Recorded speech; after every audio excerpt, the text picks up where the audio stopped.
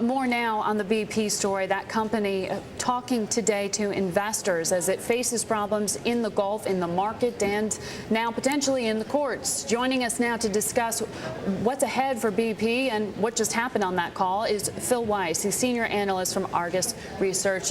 Phil, your impressions, what did you learn? I don't think that there was a lot of new information. I guess the one somewhat big thing would be that they did set up a separate group headed up by Bob Dudley, who's on the board, to kind of head up the team dealing with the Gulf of Mexico so that the rest of the people can kind of run the business. Okay, and Bob Dudley is someone that management has put out in interviews and the like to speak for the company.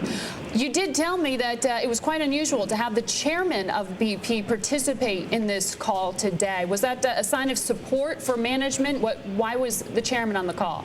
I think there were two reasons, and one was as a sign of support for management, and the other is because there's been a lot of questions about BP's dividend. And the indications are at this point that based upon the facts that we know now, make it appear as if the company would continue the dividend, but that's kind of a quarter-by-quarter decision, I think.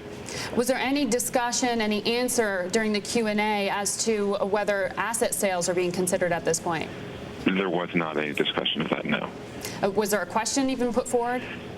On asset sales, no. There were some questions related to the impact of this on BP's business in the Gulf of Mexico, and the company seemed to think that that was more of a long-term than a short-term impact. And most of the questions more centered around potential liabilities, which the company wouldn't discuss.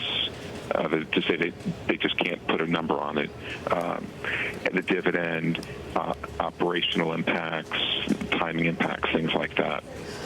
And we're looking at shares of BP. They're still under pressure today. They're down nearly 3% intraday in this hour that we've been actively trading. Did they give any sense of the potential legal costs? I mean, ExxonMobil didn't really pay their settlements from Exxon Valdez until 2008. Any sense of the time horizon here?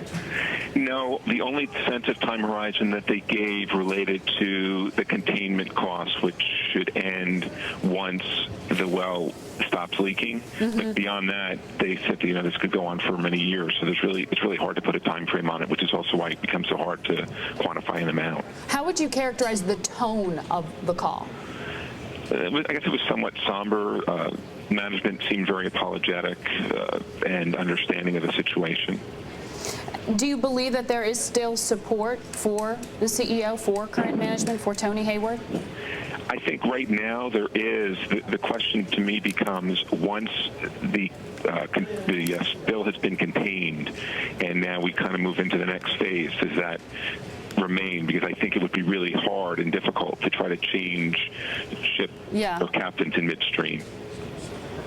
All right. Thanks for giving us your quick analysis to that call that just concluded there, Phil.